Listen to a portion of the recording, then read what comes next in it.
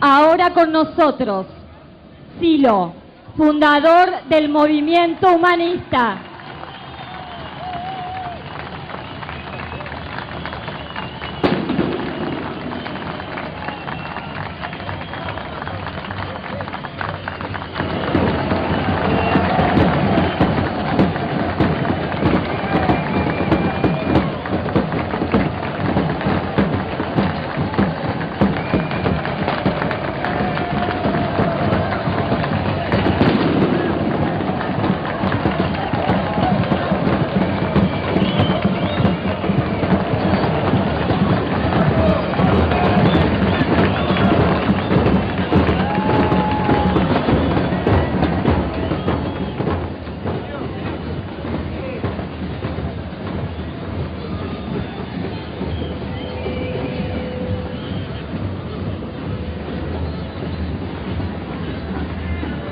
Amigos,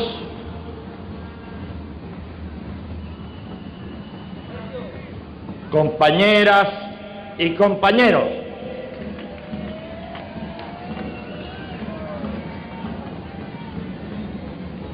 Lía Méndez ha desarrollado los puntos claves que forman parte de la plataforma del humanismo. Lía Méndez nos habló de la estafa que han sufrido los jubilados, del vaciamiento de las cajas, de la inseguridad, que no se refiere simplemente a la inseguridad física en las calles, sino de la inseguridad como estilo de vida dada por la desocupación creciente, por la educación cada vez más deficiente, por la pobreza y la marginación de las que un Estado cada vez más inexistente no puede hacerse cargo, dejando todo librado a la dinámica del mercado. La inseguridad física, que es la más espectacular, debe corregirse al redefinir correctamente el rol de las fuerzas de seguridad, al reformar sus programas de estudio y capacitación y al promover la elección directa de los comisarios, del mismo modo que con la carrera judicial y la elección directa de los jueces, se debe realizar un importante avance en el que además se rescate a los jueces decentes, hoy abrumados por tanto colega corrupto. También habló de la inmunidad de los funcionarios, que se garantizan la impunidad al estilo pinochetista, pasando de un cargo a otro. La ley de responsabilidad política debe servir para ser responsable de sus actos a cualquier funcionario, al tiempo que prevea el desafuero y el juicio político para todo candidato electo que no cumpla las promesas y compromisos contraídos. Al pedir la penalización del delito ecológico, Lía Méndez dejó en claro que se debe eliminar la concepción según la cual una empresa puede contaminar a cambio de una simple multa. Sobre la convertibilidad, la deuda externa y la dolarización, las cosas fueron muy claramente expuestas. La convertibilidad ha servido para que los capitales golondrinas vacíen el país, para aumentar la deuda externa y para destruir nuestra industria, generando desocupación y pobreza. La estabilidad actual depende del ingreso de capitales extranjeros y del endeudamiento continuo. Se debe abolir la convertibilidad, garantizando que las deudas de la gente se mantengan al mismo valor en pesos. Se debe modificar el tipo de cambio para detener la destrucción del aparato productivo y las fuentes de trabajo. Se debe garantizar la estabilidad monetaria mediante el superávit fiscal a lograr por el no pago de los intereses de la deuda externa y por el cobro de mayores impuestos a los que más tienen.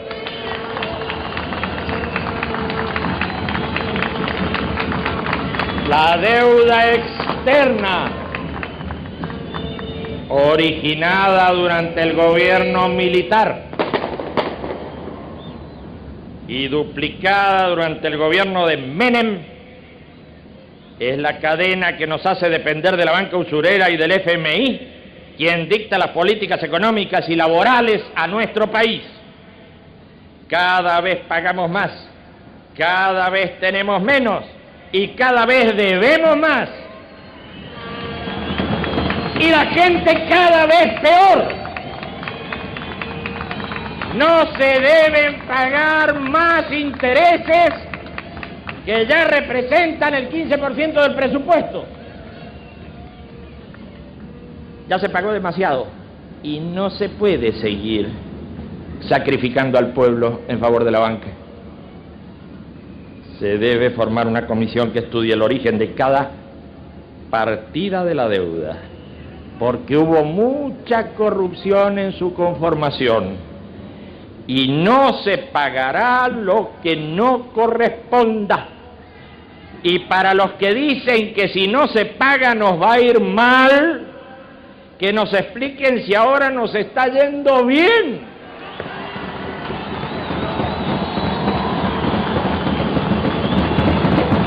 ¿Y cuál es el final de todo esto si las cosas siguen del mismo modo?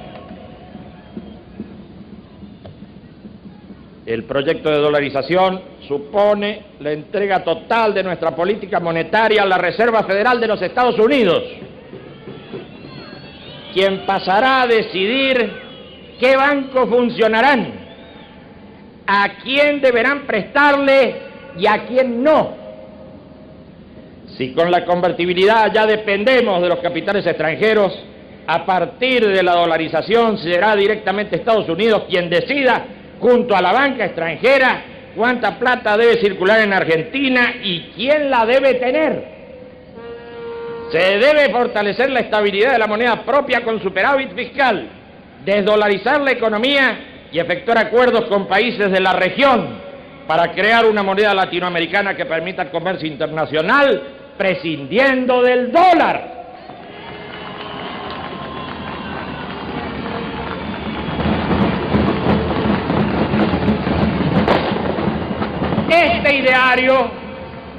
Este ideario debe ser puesto en marcha con urgencia. No va quedando ya mucho margen para seguir así, sobre todo a partir de estas crisis que se están precipitando y que están marcando un cambio importante en el cuadro general de situación. Muchos piensan que no es posible cambiar el estado de las cosas, dada la situación regional y mundial en la que la globalización está decidiendo situaciones. En primer lugar, la llamada globalización no es sino la extensión de la influencia del imperio yanqui que día a día va imponiendo sus parámetros. Se trata de una globalización dirigida y no de un proceso que resulta del simple desenvolvimiento de la historia, como ocurre en efecto con la mundialización que se desarrolla en todas las direcciones y latitudes y en donde las influencias de unos puntos sobre otros, de unas culturas sobre otras, de unas religiones, de unos estilos de vida, son recíprocas y van contribuyendo al intercambio en dirección a una civilización total y en definitiva en dirección a una nación humana universal.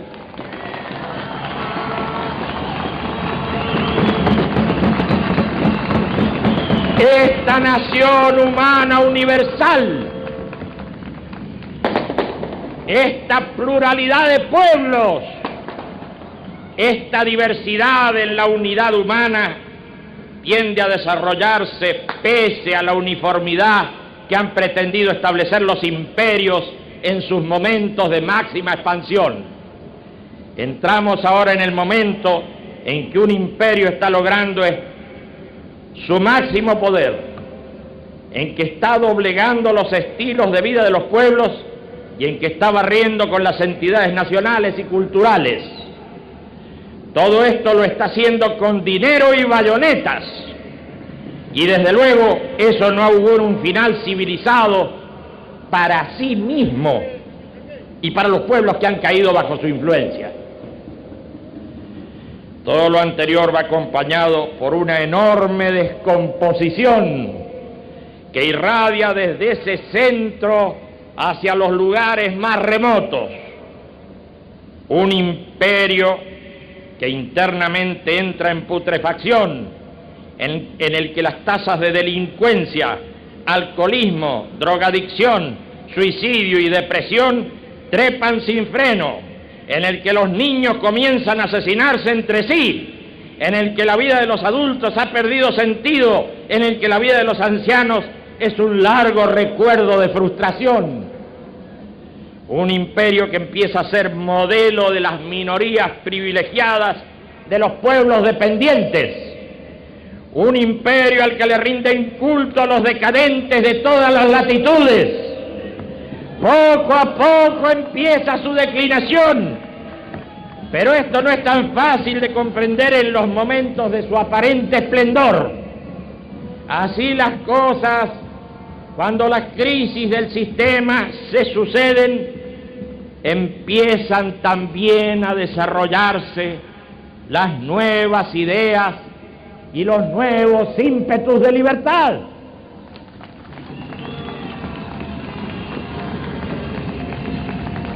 ¿Qué vamos a discutir? ¿Qué vamos a discutir cuando nos hablan de economía globalizada, de derecho internacional globalizado? Para nosotros se trata simplemente de prácticas imperialistas de dominación, y de tales casos los pretextos son de cualquier tipo. Tomemos, por ejemplo, el bloqueo económico criminal impuesto a Cuba desde hace varias décadas. Tomemos la última crisis a la que han sido arrojados los pueblos de Europa. A través de una alianza militar, Estados Unidos interviene extracontinentalmente, bombardea los Balcanes y salta por encima de las Naciones Unidas, que se supone es el foro internacional destinado a la discusión y solución de conflictos. Nada de esto admite ya pretextos de ocasión, porque últimamente basta con decir que cualquier cosa que haga Estados Unidos en cualquier lugar del mundo se justifica por la defensa de sus intereses. Así, ya no es necesaria argumentación alguna. Nuestro país y la región latinoamericana deben buscar su propia vía de liberación y desarrollo. Esa vía que no será con seguridad la que se nos impone con el pretexto de la globalización. El Partido Humanista propone su propia vía de acción y, lógicamente, se opone al esquema actual. Este momento es especialmente oportuno para avanzar en las propuestas y en la acción. El gobierno tambalea y las críticas se hacen oír desde todos los sectores sociales. Es evidente, Carlitos, que tu suerte se acabó.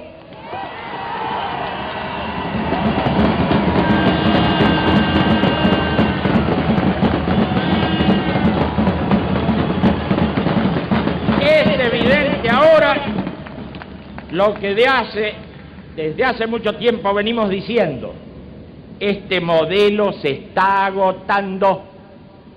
Solo que mucha gente es un poco lerda de entendederas y cree que Menem recién comienza su mandato. Ahora ya es posible que este funcionario renuncie y se acoja a los beneficios de la jubilación. como también hemos dicho en otras ocasiones. Es más, hemos levantado cientos de miles de firmas en todo el país pidiendo esta renuncia. Hace rato que venimos pidiendo esta renuncia, pero algo ha cambiado, porque los conformistas de antes, esos que nos miraban sobradoramente, ahora se rasgan las vestiduras frente a nuestra exhortación y gritan que es inconstitucional pedir la renuncia de este funcionario. Ahora que se vislumbra esta posibilidad, las personas timoratas dicen que esto sería una catástrofe, que resultaría muy grave una nueva renuncia a lo Alfonsín antes de que el período constitucional termine. En verdad que esto no sería una catástrofe, sino un papelón. Y esto no sería una tragedia, sería simplemente una confirmación de que este esquema no funciona y que las alternancias entre radicales y justicialistas son, como dirían los músicos, variaciones sobre el mismo tema. Tal vez, si esta renuncia se produjera, deberíamos agradecer al funcionario presidente por despejar el camino, por mostrar a todo el país que es el sistema el que debe cambiar, que no se trata ya más de esa ridícula alternancia bipartidista, sino de empezar a elaborar un nuevo esquema, un nuevo sistema en el que se puede empezar la reconstrucción del país. Pero el funcionario presidente no querrá renunciar, aunque la situación se deteriore día a día y aunque tenga que retroceder en sus pretensiones, como acaba de suceder con los recortes en educación.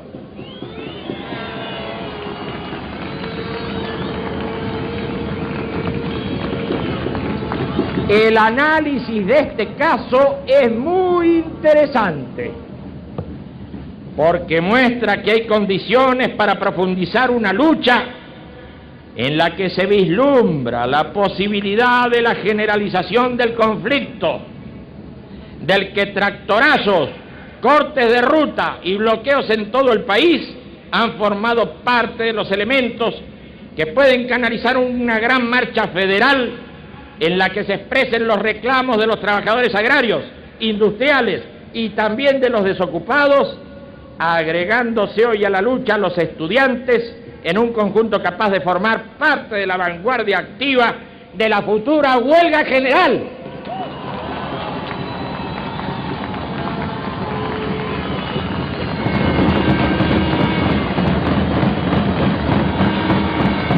Sin embargo, el fragmentado movimiento obrero parece desesperar de sus posibilidades y hay sin duda posturas que se deben revisar.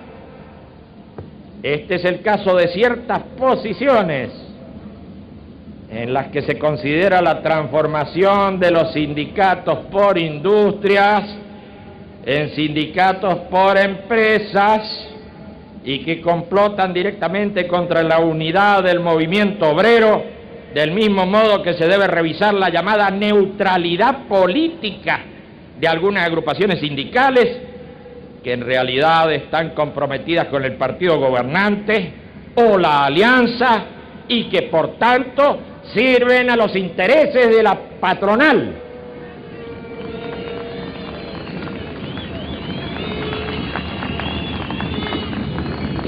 Estas agrupaciones deben definir posturas políticas y comprometerse con un planteo de cambio de las estructuras del país y a favor de la sanción de la ley de propiedad de los trabajadores, tal cual ha planteado el humanismo en su material básico de propuestas, es decir, en su libro naranja, que ha llegado a las manos de economistas y referentes del movimiento obrero.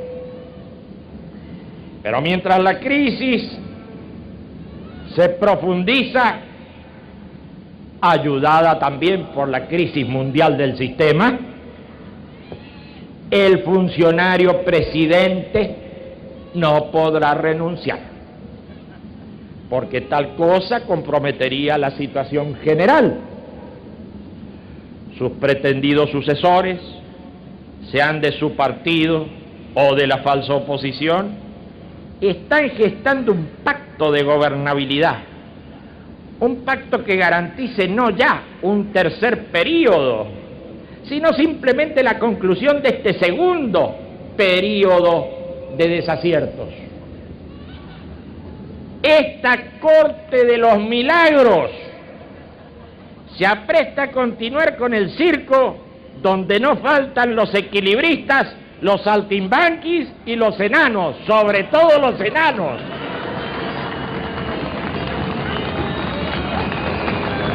Ellos piensan en la sucesión, piensan en sostener al gobierno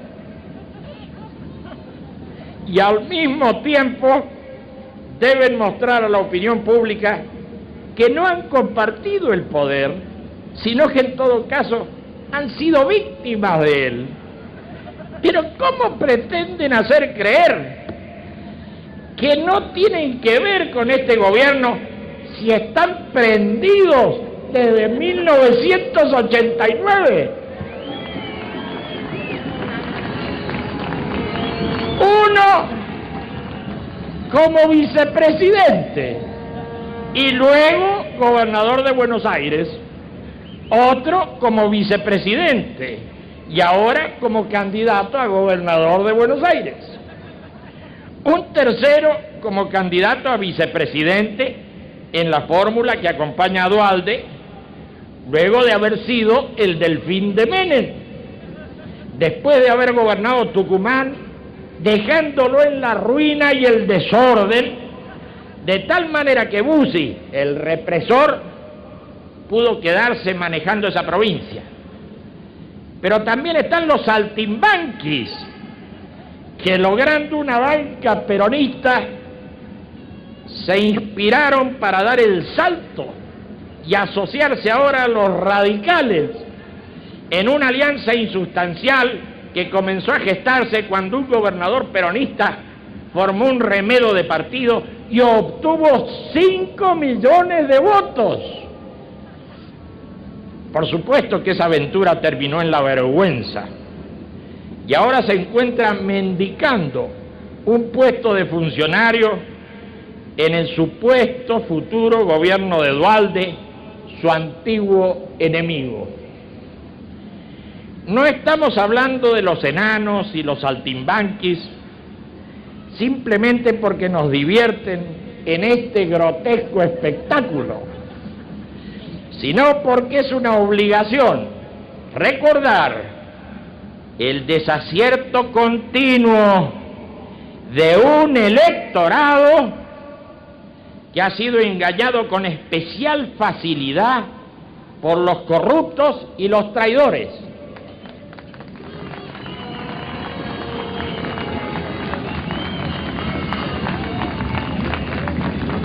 Debemos preguntarnos nuevamente si millones de argentinos de buena fe volverán a repetir sus errores en una rueda que hace recordar a cierta tragedia griega. Como ya se empieza a entender el viejo apotegma según el cual los pueblos no se equivocan, ha dejado de ser un dogma de fe, porque así como sucede con las personas, con los pueblos ocurre que a veces aciertan y a veces se equivocan. Ya es hora de cambiar conductas y seguir un método de higiene mental y política. Este método consiste en no apoyar nuevamente a todo aquel que haya traicionado o que haya fallado en sus promesas a las esperanzas del pueblo.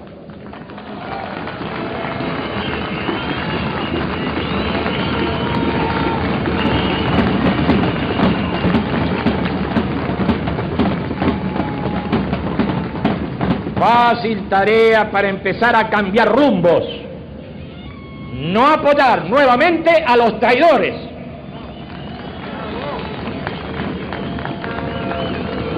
De este modo, probablemente, y ojalá, no tengamos que repetir lo que acostumbramos decir en las sucesivas campañas. Usted se va a equivocar nuevamente. Ahora, ¿qué debemos hacer? A nuestro juicio es hora de comenzar a construir la opción en serio. Para ello se debe convocar a todas las fuerzas progresistas desde la base social para que, reconociéndose en la diversidad de las concepciones y del lenguaje, se empiece a caminar en las acciones concretas de oposición a este modelo.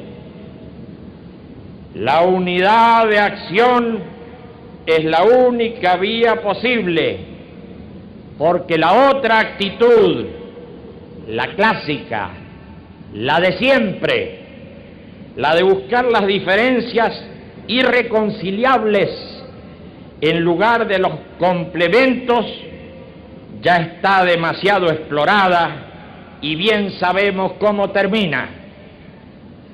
El Partido Humanista plantea claramente que no se trata de la formación de frentes electorales, sino de hacer crecer la acción unitaria en un sistema de coordinación de fuerzas progresistas, y esto tendrá que desarrollarse frente a la incomprensión de algunos que inevitablemente quedarán marginados de este nuevo proceso que la historia está brindando.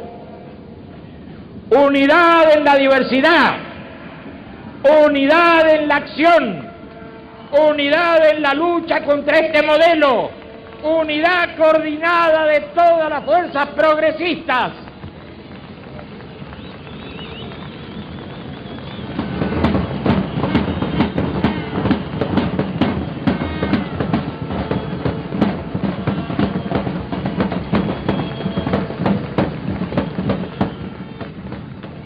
En este día de reafirmación del espíritu humanista, un fuerte abrazo para todos.